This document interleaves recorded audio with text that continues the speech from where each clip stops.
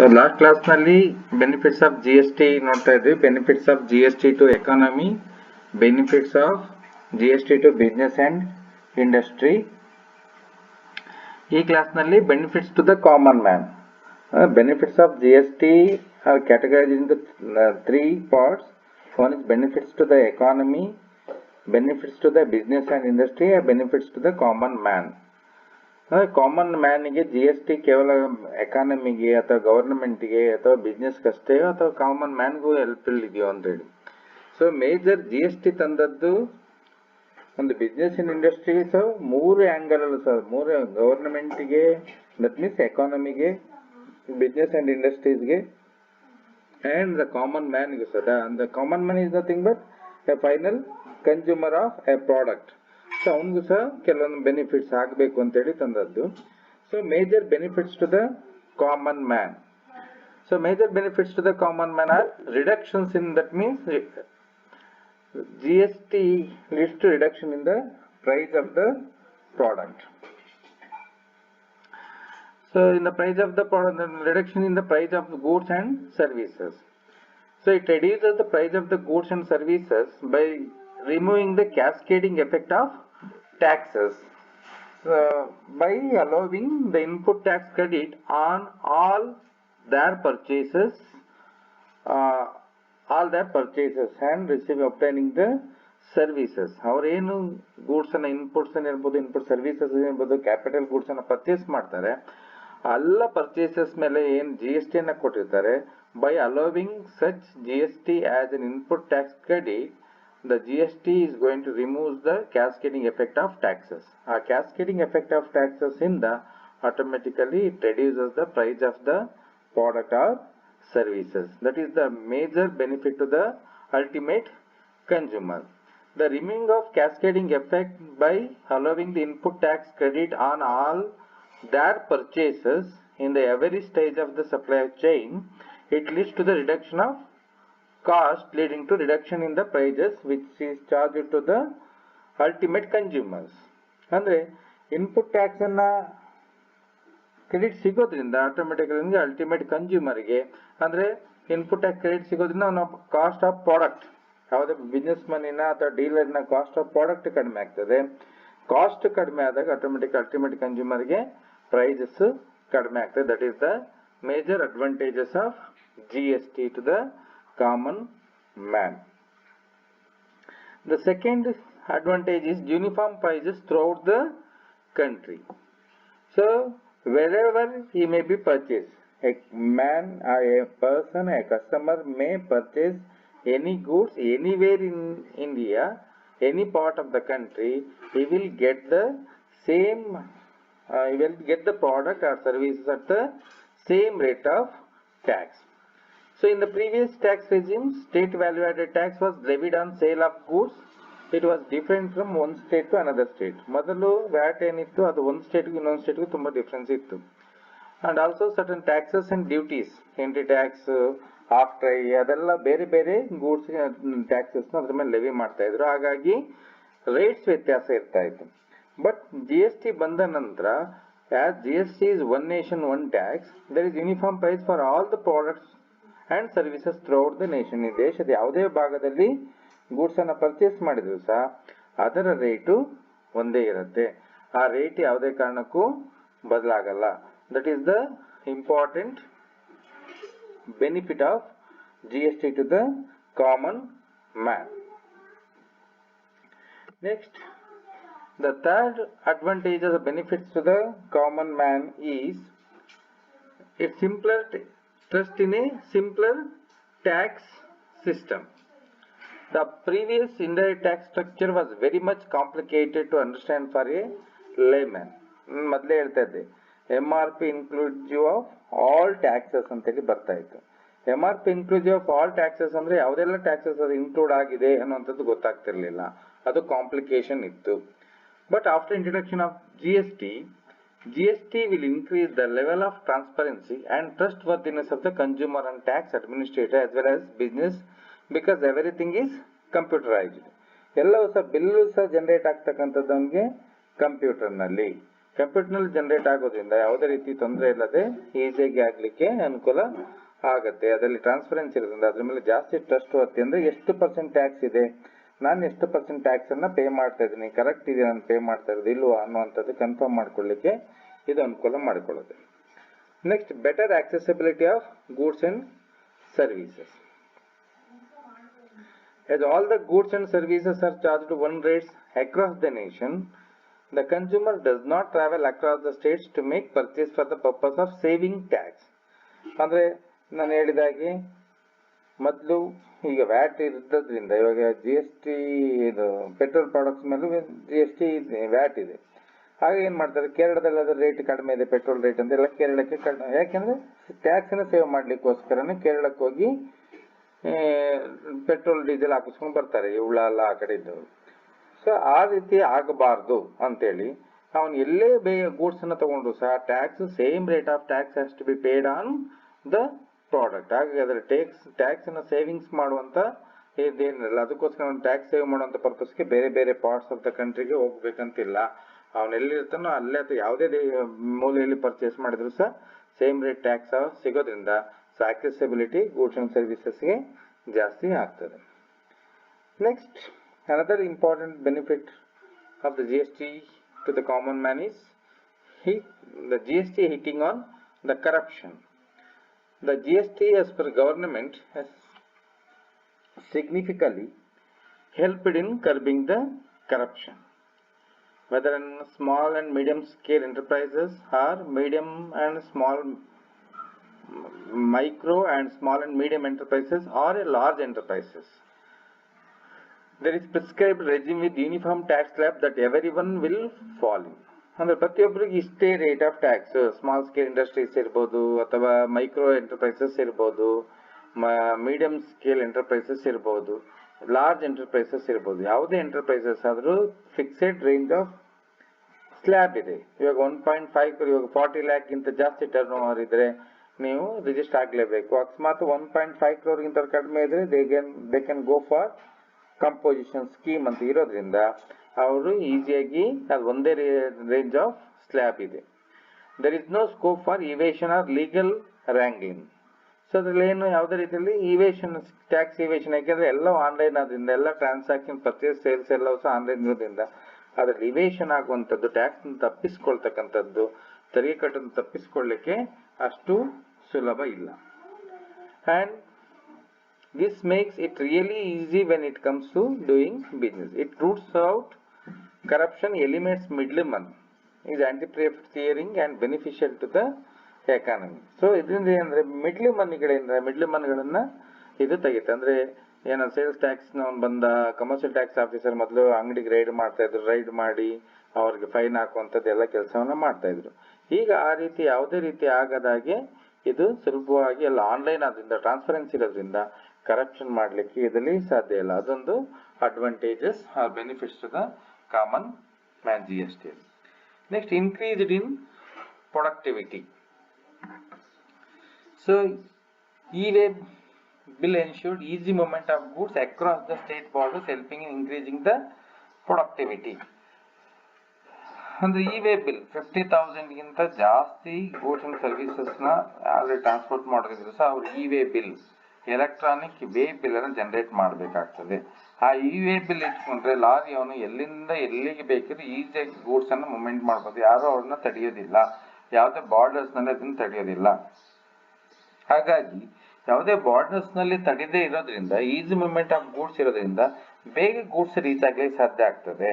Raw materials ಇರ್ಬೋದು ಅಥವಾ final product ಇರ್ಬೋದು, ಈಸಿಯಾಗಿ ಹೋಗೋದ್ರಿಂದ ಆಗ ವೇಟಿಂಗ್ ಟೈಮ್, ಲಾರಿ ಬಾರ್ಡರ್ಸ್ ನಲ್ಲಿ ನಿಂತ್ಕೊಂಡು ಏನ್ ವೇಟ್ ಮಾಡ್ತಾ ಇತ್ತು, ಸೊ ಆ ವೇಟಿಂಗ್ ಟೈಮು ಕಡಿಮೆ ಇರೋದ್ರಿಂದ ಸುಲಭವಾಗಿ ಗೂಡ್ಸ್ ಗಳು ರೀಚ್ ಆಗೋದ್ರಿಂದ ಪ್ರೊಡಕ್ಟಿವಿಟಿ ಜಾಸ್ತಿ ಆಗ್ಲಿಕ್ಕೆ ಇದು ಅನುಕೂಲವನ್ನ ಮಾಡಿಕೊಡ್ತದೆ. Next, GDP growth. So this is a new and advanced tax system increases the number of taxpayers in a genuine way.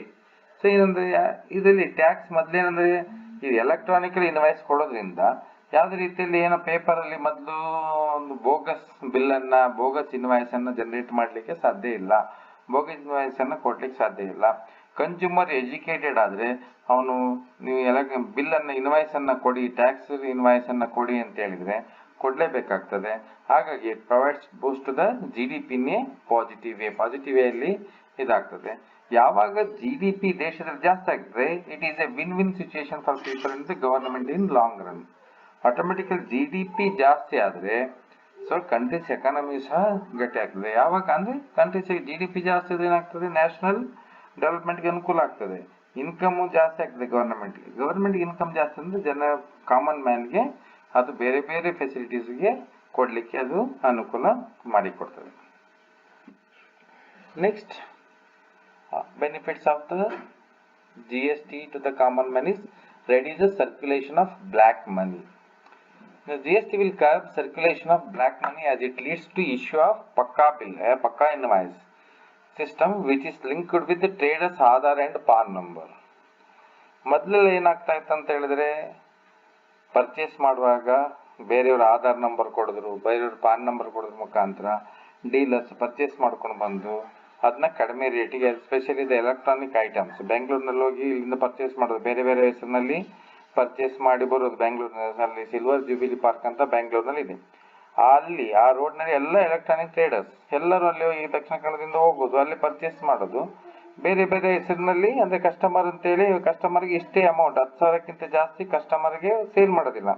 10,000ಕ್ಕಿಂತ ಜಾಸ್ತಿ ಕೊಡ್ಬೇಕಂದ್ರೆ ಅವ್ರ ಪಾನ್ ನಂಬರ್ ಆಧಾರ್ ನಂಬರ್ ಇದೆ, 10,000ಕ್ಕಿಂತ ಜಾಸ್ತಿ ಸೇಲ್ ಮಾಡ್ತಾರೆ. ಇವ್ರು ಬೇರೆ ಬೇರೆ ಆಧಾರ್ ಬೇರೆ ಬೇರೆ ಪ್ಯಾನ್ ನಂಬರ್ ಕೊಟ್ಟು ಪರ್ಚೇಸ್ ಮಾಡೋದು, ಇಲ್ಲಿ ತಗೊಂಡು ಬಂದು ಮನೆಯವರಿಗೆ, ಮನೆ ಕನ್ಸ್ಟ್ರಕ್ಷನ್ ಆಗುವವರೆಗೆ ಫಿಕ್ಸ್ ಮಾಡ್ತಿದ್ರು. ಹಾಗೆ ಏನಾಗ್ತಾ ಇತ್ತು, ಬ್ಲ್ಯಾಕ್ ಮನಿ ಜಾಸ್ತಿ ಆಗ್ತಾ, ಅವ್ರು ಟ್ಯಾಕ್ಸ್ ಇಂದ ಅವಾಯ್ಡ್ ಆಗ್ತಾ ಇದ್ರು. ಯಾವಾಗ ಈ ರೀತಿ ಪಕ್ಕಾ ಇನ್ವಾಯ್ಸ್ ಬಿಲ್ ಇಶ್ಯೂ ಮಾಡ್ಬೇಕಂತ ಬಂತು, ಯಾರು ಸಹ ಪಾನ್ ಅನ್ನ ಸುಲಭವಾಗಿ ಯಾರು ಕೊಡೋದಿಲ್ಲ. ಆಗ ಪಾನ್ ಕಾರ್ಡ್ ಕೊಡೋದಿಲ್ಲೋ, automatically it reduces the black money is nothing but ಯಾವ ಹಣದ ಮೇಲೆ ಟ್ಯಾಕ್ಸ್ ಪೇ ಮಾಡ್ದೇನೆ ನಾವು ಸಂಪಾದನೆ ಮಾಡ್ತೀವೋ, ಟ್ಯಾಕ್ಸ್ ಇಂದ ತಪ್ಪಿಸಿ ನಾವು ಸೇವ್ ಮಾಡ್ತಕ್ಕಂಥದ್ದು, ಯಾವ ಹಣಕ್ಕೆ ಟ್ಯಾಕ್ಸ್ ಕೊಡಬೇಕಾಗಿರ್ತದೋ ಆ ಹಣದ ಮೇಲೆ ಟ್ಯಾಕ್ಸ್ ಕೊಡದೆ ನಾವೇನು ಉಳಿಸ್ಕೊಡ್ತೀವೋ ಆ ಹಣವನ್ನು ನಾವು ಬ್ಲ್ಯಾಕ್ ಮನಿ ಅಂತೇಳಿ ಕರಿತೇವೆ. ಸೊ ಹಾಗಾಗಿ ಆ ಬ್ಲ್ಯಾಕ್ ಮನಿಯನ್ನು ರಿಡ್ಯೂಸ್ ಮಾಡಲಿಕ್ಕೆ ಇದು ಅನುಕೂಲ ಮಾಡಿಕೊಡ್ತದೆ. Next poverty eradication. The increased production will lead to more job opportunities in long run. So GST ಬಂದದ್ದು ಏನಂದ್ರೆ ಆಟೋಮೆಟಿಕಲಿ ಪ್ರೊಡಕ್ಷನ್ಸ್ ಅನ್ನ ಜಾಸ್ತಿ ಮಾಡಲಿಕ್ಕೆ ಅನುಕೂಲ ಮಾಡಿಕೊಳ್ತದೆ. ಯಾಕೆಂದ್ರೆ ನಾವು ನೋಡಿ economics law, so lower the prices, increase the demand. If it is increase the demand leads to increase the supply. ಸಪ್ಲೈನ ಜಾಸ್ತಿ ಮಾಡಬೇಕಿದ್ರೆ ಆಟೋಮೆಟಿಕಲಿ ಪ್ರೊಡಕ್ಷನ್ನ ಜಾಸ್ತಿ ಮಾಡಬೇಕು. ಪ್ರೊಡಕ್ಷನ್ ಜಾಸ್ತಿ ಮಾಡಬೇಕು ಅಂತ ಹೇಳಿದ್ರೆ ಆಗ ಜಾಸ್ತಿ ಎಂಪ್ಲಾಯ್ಸ್ ಅನ್ನ ಲಾರ್ಜ್ ಸ್ಕೇಲ್ ಇಂಡಸ್ಟ್ರೀಸ್ ಎಸ್ಟಾಬ್ಲಿಷ್ ಮಾಡಾಗ ಜಾಸ್ತಿ ಎಂಪ್ಲಾಯ್ಸ್ ಅನ್ನ ಅಪಾಯಿಂಟ್ ಮಾಡ್ಕೋಬೇಕು, ಆಗ ಜಾಬ್ ಆಪರ್ಚುನಿಟಿ ಸಿಗುತ್ತೆ. So when job opportunities are open in the market, automatically it leads to the increase in the cost of living of a person. That means ಅದರಿಂದ so ಜನಗಳದು it helps to eradicate poverty by generating more employment and more financial resources. On the cost of living ಜಾಸ್ತಿ ಆಗಲಿಕ್ಕೆ ಇದು ಅನುಕೂಲವನ್ನ ಮಾಡಿಕೊಡುತ್ತೆ. Next rise in the production of goods. Low prices further leads to an increase in the demand or consumption of goods. ಯಾವಾಗ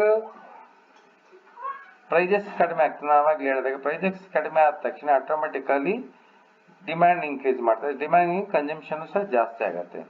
ಇವಾಗ 1 kg ಈರುಳ್ಳಿ 80 ರೂಪಾಯಿ ಅಂತ ಹೇಳಿದ್ರೆ ಅರ್ಧ kg ತಗೊಳ್ತಾರೆ.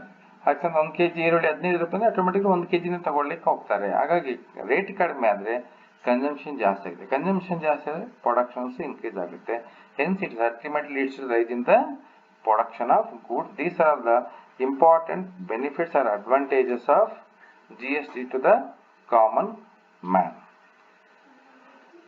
So disadvantages of GST. So apart from the many benefits, many advantages of GST to the business, industry, government, economy and the common man, there are certain disadvantages. Advantages ಇಟ್ಟಿದ್ದು ಸಹ ಕೆಲವೊಂದು disadvantages GST ಅಲ್ಲಿ ಇದೆ. So disadvantages ಏನಂತ ಹೇಳಿದ್ರೆ, that is increased cost due to software purchases. ಅಂದರೆ ಎಲ್ಲದೂ G S T is mainly supported with back end technology ಇರೋದ್ರಿಂದ ಸೊ ಕಾಮನ್ ಮ್ಯಾನ್ ಅಥವಾ ಕಾಮನ್ ಬಿಸ್ನೆಸ್ ಮನ್ ಇದ್ದಾನೆ, ಅವನಿಗೆ ಏನೋ ಎಜುಕೇಶನ್ ಇಲ್ಲ, ಅವ್ನಿಗೆ ಅಂತ ಹೇಳಿದ್ರೆ ಅವ್ನು ಆಟೋಮೆಟಿಕಲಿ ಅವನ ಎಲ್ಲ ಆನ್ಲೈನ್ ಮಾಡಬೇಕಾಗೋದ್ರಿಂದ ಅವ್ನು ಸಾಫ್ಟ್ವೇರ್ ಪರ್ಚೇಸ್ ಮಾಡಬೇಕಾಗ್ತದೆ. ಸಾಫ್ಟ್ವೇರ್ ಪರ್ಚೇಸ್ ಮಾಡಬೇಕಿದ್ರೆ ಅದರ ಕಾಸ್ಟ್ ಜಾಸ್ತಿ ಆಗ್ತದೆ. ಹಾಗಾಗಿ ಕಾಸ್ಟ್ ಆಫ್ ದ ಪ್ರಾಡಕ್ಟ್ ಜಾಸ್ತಿ ಆಗ್ಬೋದು, ಅವ್ರ ಅಡ್ಮಿನಿಸ್ಟ್ರೇಷನ್ ಕಾಸ್ಟ್ ಜಾಸ್ತಿ ಆಗುತ್ತೆ. So business have to either update their existing accounting or ERP software to GST compliant one or buy a guest GST software so that they can keep their business going. So but both the options lead to increase the cost of software purchase and training of employees for an efficient utilization of the new billing software. So ಹಾಗಾಗಿ ಏನಂದ್ರೆ ಅವನು ಹೊಸ software purchase ಮಾಡಿದ ತಕ್ಷಣ ಏನು ಮಾಡಬೇಕಾಗ್ತದೆ, ಅವನಿಗೆ ಅದಕ್ಕೆ ಸಪ್ರೇಟ್ ಎಂಪ್ಲಾಯೀಸನ್ನು ಅಪಾಯಿಂಟ್ ಮಾಡಬೇಕಾಗ್ತದೆ. ಸಪ್ರೇಟ್ ಎಂಪ್ಲಾಯೀಸನ್ನು ಅಪಾಯಿಂಟ್ ಮಾಡಿದ ತಕ್ಷಣ ಅವರಿಗೆ ಟ್ರೈನಿಂಗ್ ಕೊಡಬೇಕಾಗ್ತದೆ. ಸೊ ಆ ಟ್ರೈನಿಂಗ್ ಕಾಸ್ಟ್ ಜಾಸ್ತಿ ಆಗುತ್ತೆ. Next, being GST compliant, small and medium sized enterprises ಏನಿದೆಯೋ have not yet signed for GST have to quickly grasp the nuances of GST tax regime. So tax regime ಹೇಗಿದೆ, ಯಾಕಂದರೆ ಮೊದಲು ಯಾವುದು GST ಅಲ್ಲಿ ಇರಲಿಲ್ಲ, ಈಗ GST ಟ್ಯಾಕ್ಸ್ ಅಂಡರ್ನಲ್ಲಿ ಇರಲಿಲ್ಲ. ಈಗ GST ಬಂದವರಿಗೆ ಅದರ ಹೊಸ ಕಾಂಪ್ಲೈನ್ಸ್ ಏನಿದೆ ಅದು ನೋಡ್ಬೇಕು. They will have to issue GST compliant invoices, be compliant to digital record keeping and course, file timely returns. This means the GST compliant invoice which is issued must have mandatory details. ಕೆಲವೊಂದು details ಇದೆ, ಅದು mandatory ಇದೆ, ಆನ್ಲೈನೇ ಆಗಬೇಕು. ಆ ರೀತಿಯ compliance ಏನಿದೆ, compliance are very difficult the business Mann. ಆ ಕಾಂಪ್ಲೈನ್ಸ್ಗಳನ್ನ follow ಮಾಡಲಿಕ್ಕೆ ಕಷ್ಟ ಆಗುವಂಥ ಸಾಧ್ಯತೆನೂ ಇರುತ್ತೆ. Next, GST will mean an increase in the operational cost. As I told in the earlier, he has to buy a new software.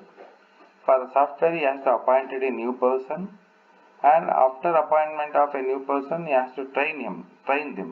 ಇವಾಗ ಹೊಸ software ಬೇಕಾಗ್ತದೆ, ಆ ಸಾಫ್ಟ್ವೇರ್ನ ಆಪ್ರೇಟ್ ಮಾಡಲಿಕ್ಕೆ ಎಂಪ್ಲಾಯಿ ಬೇಕಾಗ್ತದೆ. ಎಂಪ್ಲಾಯಿ ಬಂದ ನಂತರ ಅವನಿಗೆ ಟ್ರೈನಿಂಗ್ ಕೊಡಬೇಕಾಗ್ತದೆ. ಹಾಗೆ ಸಾಫ್ಟ್ವೇರ್ ಖರ್ಚು, employee salary, than training cost. So ಹಾಗೆ ಏನಾಗ್ತದೆ, ಆಟೋಮೆಟಿಕ್ಲಿ ಆಪರೇಷನ್ ಕಾಸ್ಟ್ ಜಾಸ್ತಿ ಆಗ್ತದೆ.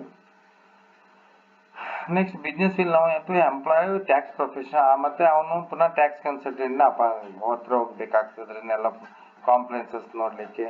And this will gradually increase the cost for small businesses. They will have to bear the additional cost of hiring experts. ನಮ್ಗೆ ಗೊತ್ತಾಗಲಿಲ್ಲ ಅಂತ ಹೇಳಿದ್ರೆ immediate ಆಗಿ charter accountant ಅಥವಾ ಆಡಿಟರ್ಸ್ ಹತ್ರ ಹೋಗ್ಬೇಕಾಗ್ತದೆ. ಸೊ ಆಡಿಟರ್ಸ್ಗೆ ಅವನು ಎಕ್ಸ್ಟ್ರಾ ಪೇ ಮಾಡುವಂಥ ಸಂಭವಗಳು ಬರುತ್ತೆ. ಹಾಗಾಗಿ ಅಡ್ಮಿನಿಸ್ಟ್ರೇಷನ್ ಅಥವಾ ಕಾಂಪ್ಲೈನ್ಸ್ ಕಾಸ್ಟು ಅಥವಾ ಆಪರೇಷನ್ ಕಾಸ್ಟ್ ಇನ್ಕ್ರೀಸ್ ಆಗ್ತದೆ GST. And it also business will need to train their employees in GST compliance, further increasing their overhead expenditure. Next, GST is an online taxation system. Unlike earlier, businesses are now switching from pen and paper invoicing to filing through online return and making payments. ಎಲ್ಲವೂ online ಆದ್ರಿಂದ, ಎಲ್ಲವೂ paper ಇಂದ online work ಆಗಿರೋದ್ರಿಂದ, so this might be tough for small scale businesses to adapt. ಅಂದರೆ ಯಾವುದೋ business ಮನೆ ಇರ್ತಾನೆ, ಅವ್ನಿಗೆ ಅಷ್ಟು ಟೆಕ್ನಾಲಜಿಕಲ್ ನಾಲೆಜ್ ಇರೋದಿಲ್ಲ, ಅವನು ಇಮಿಡಿಯೇಟ್ ಎಲ್ಲವೂ ಸಹ ಆನ್ಲೈನಲ್ಲಿ ಮ್ಯಾನೇಜ್ ಮಾಡಬೇಕು ಅಂತ ಹೇಳಿದ್ರೆ ಅವನಿಗೆ ಕಷ್ಟ ಆಗುವಂಥ ಸಾಧ್ಯತೆಗಳಿರ್ಬೋದು. This is another disadvantages of GST. And small and medium scale enterprises will have a higher tax burden. ಅಂದರೆ 40 lakh ಟರ್ನ್ ಓವರ್ ಕ್ರಾಸ್ ಆದ ತಕ್ಷಣನೇ ಅವನೇನು GSTಯನ್ನು ಪೇ ಮಾಡಬೇಕಾಗ್ತದೆ. ಅಂದರೆ GSTಗೆ registration ಮಾಡಲೇಬೇಕಾಗ್ತದೆ. So small scale trade businesses, those whose turnover is not below 1.5 crores, they have to opt pay regular tax system. 1.5 crore ಕಡಿಮೆ ಇದ್ರೆ ಮಾತ್ರ ಅವರು ಕಂಪನಿ ಸ್ಕೀಮ್ ತಗೋಬೋದು, ಇಲ್ಲಾಂದ್ರೆ ಅವರು ಸಹ ನಾರ್ಮಲ್ ಟ್ಯಾಕ್ಸನ್ನು ಪೇ ಮಾಡಬೇಕು. ಬಟ್ ಅರ್ಲಿಯರ್ ಬಿಸ್ನೆಸ್ ಯಾರ್ದು 1.5 ಕೋಟಿಗಿಂತ ಜಾಸ್ತಿ ಇರ್ತಾಯಿತ್ತು, ಅವ್ರು ಮತ್ತೆ ಎಕ್ಸೈಸ್ ಡ್ಯೂಟಿ ಪೇ ಮಾಡ್ತಾ ಇದ್ರು. ಬಟ್ ನಾವೇನಂದ್ರೆ 40 lakh ಜಾಸ್ತಿ ಆದರೆ GSTಗೆ ಹೋಗ್ಬೇಕಾಗ್ತದೆ. ಬಟ್ ಇರ್ಬೋದು 1.5 crore ಇದ್ದವರು ಕಂಪೌಂಡ್ ಸ್ಕೀಮ್ ಅಂತೇಳಿ. ಬಟ್ 40 lakh ಕ್ರಾಸ್ ಆದರೆ ಈ must get registered under GST. Only 1% of tax in their lieu of GST and enjoy lesser compliance, and these businesses are not able to claim any input tax credit. ಈ 1.5 crore ಇಂತ ಕಡಿಮೆ ಇದ್ದವರಿಗೆ compulsory scheme ಇದೆ, 1% ಮಾತ್ರ ಮಾಡಬಹುದು. Easy ಕಾಂಪ್ಲೆನ್ಸಸ್ ಇದೆ, ಅವರು monthly ಒಂದ್ಸಲ ರಿಟರ್ನ್ ಫೈಲ್ ಮಾಡಬಹುದು, ಕ್ವಾರ್ಟರ್ಲಿ ಫೈಲ್ ಮಾಡಬಹುದು ಅಂತೆಲ್ಲ ಇರಬಹುದು. But disadvantages is they are not able to claim input tax credit. ಅವರ ಪರ್ಚೇಸ್ ಮೇಲೆ ಯಾವುದೇ ರೀತಿಯ ಇನ್ಪುಟ್ ಟ್ಯಾಕ್ಸ್ ಕ್ರೆಡಿಟ್ ಅವರಿಗೆ ಸಿಗದಿಲ್ಲ. The decision to choose between higher taxes or the composition scheme will be a tough one for many small and medium scale enterprises. ಇದೊಂದು ಅವರಿಗೆ small scale ಬಿಸ್ನೆಸಸ್ಗೆ ಒಂದು burden ಅನ್ಸುತ್ತೆ, ಯಾಕಂದ್ರೆ ಅವ್ರಿಗೆ ಇನ್ಪುಟ್ ಟ್ಯಾಕ್ಸ್ ಸಿಗೋದಿಲ್ಲ. But 40 lakh cross ಆದ ತಕ್ಷಣ they have to pay 1% tax ಅನ್ನುವಂಥದ್ದು ಅವ್ರಿಗೆ ಡಿಫಿಕಲ್ಟ್ ಅಂತೇಳಿ ಅನ್ಸುತ್ತೆ. Next, to burn a hole in the consumers pocket in the name of cess and costlier services. So ಕೆಲವೊಂದು ಸರ್ವಿಸಸ್ಗೆ ಕಾಸ್ಟ್ಲಿ ಆಗುತ್ತೆ. So earlier there were many exemptions provided for various services, but under GST exemptions have been given only where there is necessity. Thus the businessman will pass the ultimate economic tax burden to the consumer. ಅಂದ್ರೆ earlier there were many ತುಂಬಾ exemptions ಇತ್ತು. ಈಗ GST ಬಂದ ನಂತರ exemptions they have been given only where there is necessary. ಯಾವುದು necessary ಇದೆ, ಯಾವುದಕ್ಕೆ GST ಬೇಕೇ ಬೇಕು ಅಂತ ಪ್ರಾಡಕ್ಟ್ಸ್ ಗಳಿಗೆ ಮಾತ್ರ ಎಕ್ಸೆಂಪ್ಷನ್ಸ್ ನ ಕೊಟ್ಟಿದ್ದಾರೆ. ಮತ್ತೆ ಎಲ್ಲದಕ್ಕೂ ಸಹ ಇಲ್ಲ. ಇವಾಗ ಅನ್ಪ್ಯಾಕ್ಡ್ ಗೂಡ್ಸ್, ಲೂಸ್ ಗೂಡ್ಸ್ ಅಂತದಿದ್ರೆ, ಅನ್ಬ್ರಾಂಡೆಡ್ ಗೂಡ್ಸ್ ಅದಕ್ಕೆ GST ಇಲ್ಲ. ಅಂದ್ರೆ ಯಾವುದಕ್ಕೆ ನೆಸೆಸರಿ ಇದೆಯೋ ಅಂತದಕ್ಕೆ ಮಾತ್ರ ಎಕ್ಸೆಂಪ್ಷನ್ಸ್ ನ ಕೊಟ್ಟಿದ್ದಾರೆ, ಇಲ್ಲದಿದ್ರೆ ಎಲ್ಲದಕ್ಕೂ ಟ್ಯಾಕ್ಸೇಬಲ್ ಇದೆ. Also in certain goods like tobacco products, rated water, motor cars, additions. So ಇದಕ್ಕೆಲ್ಲ ಅಡಿಷನ್ಸ್ GST ಅಲ್ಲದೆ, ಟ್ಯಾಕ್ಸ್ ಅಲ್ಲದೆ ಅದ್ರ ಮೇಲೆ ಅಡಿಷನಲ್ ಆಗಿ ಕಾಂಪನ್ಸೇಷನ್ ಸೆಸ್ ಅನ್ನ ಅವರು ಪೇಡ್ ಮಾಡಬೇಕಾಗ್ತದೆ. ಸೊ ಹಾಗಾಗಿ ದಸ್ ಮೇಕಿಂಗ್ ಗುಡ್ ಮೋರ್ ಕಾಸ್ಟ್ಲಿಯರ್. ಅಂದ್ರೆ ಅದರಿಂದ ಏನಾಗ್ತದೆ, ಗೂಡ್ಸ್ ಜಾಸ್ತಿ ಕಾಸ್ಟ್ಲಿ ಆಗುತ್ತೆ. ಅಂದ್ರೆ ಕಾಂಪನ್ಸೇಷನ್ಸ್ ನಾವು GST 28% ಇದೆ ಅಂತ ಹೇಳ್ತೇವೆ, ಆದರೆ ಟೊಬ್ಯಾಕೋ ಪ್ರಾಡಕ್ಟ್ಸ್, ರೇಟೆಡ್ ವಾಟರ್ ಇರ್ಬೋದು, ಮೋಟರ್ ಕಾರ್ಸ್ ಏನಿದೆ ಅದ್ರ ಮೇಲೆ ಪುನಃ ಅಗೈನ್ ಕಾಂಪನ್ಸೇಷನ್ ಸೆಸ್ ಅನ್ನ ಲೆವಿ ಮಾಡೋದ್ರಿಂದ ನಾವು ನೋಡಿದೀವಲ್ಲ ಇನ್ಕಮ್ ಟ್ಯಾಕ್ಸ್ ನಲ್ಲಿ ಹೆಲ್ತ್ ಅಂಡ್ ಎಜುಕೇಶನ್ ಸೆಸ್ 4% ನ ಟ್ಯಾಕ್ಸ್ ಮೇಲೆ ಲೆವಿ ಮಾಡ್ತಾರೆ. ಅದೇ ರೀತಿಯಲ್ಲಿ ಸೆಸ್ ಅನ್ನು ಸಹ ಅದ್ರ ಟ್ಯಾಕ್ಸ್ ಮೇಲೆ ಮಾಡ್ತಾರೆ. GST ಮೇಲೆ ಟೋಟಲ್ ಅಮೌಂಟ್ ಮೇಲೆ ಪುನಃ ಸೆಸ್ ಅನ್ನ ಕ್ಯಾಲ್ಕುಲೇಟ್ ಮಾಡೋದು. ಸೊ ಈ ರೀತಿ ಮಾಡೋದ್ರಿಂದ ಗೂಡ್ಸ್ ಕಾಸ್ಟ್ಲಿಯರ್ ಆಗ್ತದೆ. More over certain services such as accommodation in hotels, in work contract, movie tickets etcetera become more costlier as previous service tax charged was around 15%. ಮೊದಲೇನಾಗ್ತದೆ ಅಂದ್ರೆ ಮೊದಲು 15% ಮಾತ್ರ ಟ್ಯಾಕ್ಸ್ ಇರ್ತಾ ಇತ್ತು. ಸೊ ಈಗ 15% ಹೋಗಿ ಹೇಗಿದೆ, ಕಾಂಪನ್ಸೇಷನ್ ಸೆಸ್ 15% ಹೋಗಿ ಕೆಲವೊಂದು 18% ಇದೆ, ಕೆಲವೊಂದು 20. ಅಂದ್ರೆ ಮೊದಲೇನಂದ್ರೆ GST ಬರ್ಲಿಕ್ಕಿಂತ ಮುಂಚೆ ಮ್ಯಾಕ್ಸಿಮಮ್ ಸರ್ವಿಸ್ ಟ್ಯಾಕ್ಸ್ ಇದ್ದದ್ದು 15% ಮಾತ್ರ ಇರ್ತಾ ಇತ್ತು. ಆದ್ರೆ ಕೆಲವೊಂದು ಗೂಡ್ಸ್ ಮೇಲೆ ಕೆಲವೊಂದು ಸರ್ವಿಸಸ್ ಮೇಲೆ 5% ಇದೆ, ಕೆಲವೊಂದು ಸರ್ವಿಸಸ್ ಮೇಲೆ 12% ಇದ್ದಿದ್ದು ಓಕೆ. ಬಟ್ ಆದ್ರೆ ಏನಂದ್ರೆ ಕೆಲವೊಂದು ಸರ್ವಿಸಸ್ ಏನಾಗಿದೆ 28% ವರೆಗೂ ಇದೆ. 28% ಕೆಲವೊಮ್ಮೆ ಅದ್ರ ಮೇಲೆ ಕಾಂಪನ್ಸೇಷನ್ ಸೆಸ್ ಅನ್ನ ಪೇ ಮಾಡುವಂತ ಸರ್ವಿಸಸ್ಗೂ ಸಹ ಇರೋದ್ರಿಂದ ಏನಾಗುತ್ತೆ, ಸರ್ವಿಸಸ್ ರೇಟ್ ಜಾಸ್ತಿ ಆಗುವಂತ ಸಾಧ್ಯತೆ ಜಾಸ್ತಿ ಆಗುತ್ತೆ. ಅಂದ್ರೆ service providers has to pay more tax. ಯಾವುದೇ ಸರ್ವಿಸಸ್ ನ ಪಡ್ಕೊಳ್ಬೇಕಾದ ಸಂದರ್ಭದಲ್ಲಿ ಅದ್ರ ಮೇಲೆ ಜಾಸ್ತಿ ಟ್ಯಾಕ್ಸ್ ಅನ್ನು ಲೆವಿ ಮಾಡುವ ಸಾಧ್ಯತೆ ಇದೆ. ಅಂದ್ರೆ ಕನ್ಸ್ಯೂಮರ್ಸ್ ಪ್ಯಾಕೆಟ್ಗೆ ಕಾಂಪನ್ಸೇಷನ್ ಸೆಸ್ಸಿನ ಹೆಸರಿನಲ್ಲಿ ಕಾಸ್ಟ್ಲಿ ಆಗುವಂತ ಸಾಧ್ಯತೆಗಳಿದೆ. So these are the major drawbacks or disadvantages of GST. ಅಂದ್ರೆ ಎಷ್ಟೇ ಅಡ್ವಾಂಟೇಜಸ್ ಇದ್ರು ಸಹ ಕೆಲವೊಂದು ಅಂದ್ರೆ ದ ಸ್ಮಾಲ್ ಸ್ಕೇಲ್ ಡೀಲರ್ಸ್, ಸಣ್ಣ ಸಣ್ಣ ವ್ಯಾಪಾರಿಗಳಿಗೆ ಅವರು ಇನ್ನು ಸಾಫ್ಟ್ವೇರ್ ಅನ್ನ ತಗೊಂಡು ಆನ್ಲೈನ್ ಬಿಲ್ ಅನ್ನು ಜನರೇಟ್ ಮಾಡಬೇಕಾಗಿಲ್ಲ, ಅವ್ರು ಗೊತ್ತಾಗೋದಿಲ್ಲ. ಅವ್ರು ಅದಕ್ಕೋಸ್ಕರನೇ ಎಂಪ್ಲಾಯಿನ ಅಪಾಯಿಂಟ್ ಮಾಡಬೇಕಾಗುತ್ತೆ, ಕಂಪ್ಯೂಟರ್ ಆಪರೇಟರ್ನ ಅಪ್ಲೈ ಮಾಡಬೇಕಾಗ್ತದೆ, ಅದಕ್ಕೊಂದು ಮೆಷಿನ್ ನ ತಗೊಳ್ಬೇಕಾಗ್ತದೆ. ಹೇಗೇನು ಅವ್ರು ಗೊತ್ತಾಗೋದಿಲ್ಲ ಅಂತ ಹೇಳಿ ಎಗೈನ್ ಟ್ಯಾಕ್ಸ್ ಕನ್ಸಲ್ಟೆಂಟ್ ನ ಮೀಟ್ ಮಾಡಬೇಕು. ಟ್ಯಾಕ್ಸ್ ಕನ್ಸಲ್ಟೆಂಟ್ ಹತ್ರ ಅಥವಾ ಆಡಿಟರ್ ಹತ್ರ ಹೋದ್ರೆ ಎಗೈನ್ ಅವನು ಎಕ್ಸ್ಪ್ಲೈಟ್ ಮಾಡಿ ಶೋಷಣೆ ಮಾಡ್ತಾನೆ ಬಿಸ್ನೆಸ್ ಮನ್ ಅನ್ನ. ಹೇಗಿದ್ರು ಗೊತ್ತಿಲ್ಲ, ಇವನ ಹತ್ರ ಏನೋ ದುಡ್ಡು ಮಾಡ್ಬೋದು ಅನ್ನೋದಕ್ಕೋಸ್ಕರ ಅವ್ನು ಎಕ್ಸ್ಪ್ಲೈಟ್ ಮಾಡುವಂತ ಸಾಧ್ಯತೆಗಳಿರುತ್ತೆ. ಈ ರೀತಿ ಶೋಷಣೆ ಮಾಡುವಂತ ಸಾಧ್ಯತೆಗಳಿರುತ್ತೆ, ಅವನಿಗೆ ಕಾಸ್ಟ್ಲಿ ಆಗುತ್ತೆ. ಜೊತೆಗೆ ಸರ್ವಿಸಸ್ ರೇಟ್ 15% ಇಂದ 18% to 28% ಹೋದ್ರಿಂದ ಅದು ಸಹ ಕನ್ಸ್ಯೂಮರ್ಸ್ಗೆ ಬರ್ಡನ್ ಆಗುವಂತ ಸಾಧ್ಯತೆ ಇದೆ. ಅದಲ್ಲದೆ ಈ compensation motor cars, tobacco products ಅದ್ರ ಮೇಲೆಲ್ಲ 28% GST ಒಟ್ಟಿಗೆ ಪುನಃ ಟ್ಯಾಕ್ಸ್ ಅನ್ನು ಸಹ cess and compensation cess levy ಮಾಡೋದ್ರಿಂದ ರೇಟ್ ಸಹ ಜಾಸ್ತಿ ಆಗೋ ಸಾಧ್ಯತೆ. So these are the major disadvantages of GST. So advantage benefits ನೋಡಿದ್ವಿ, ನೆಕ್ಸ್ಟ್ ಡಿಸ್ಅಡ್ವಾಂಟೇಜಸ್ ನೋಡಿದ್ವಿ. ಏನಾದ್ರು ಡೌಟ್ಸ್ ಇದ್ರೆ ಕೇಳಿ.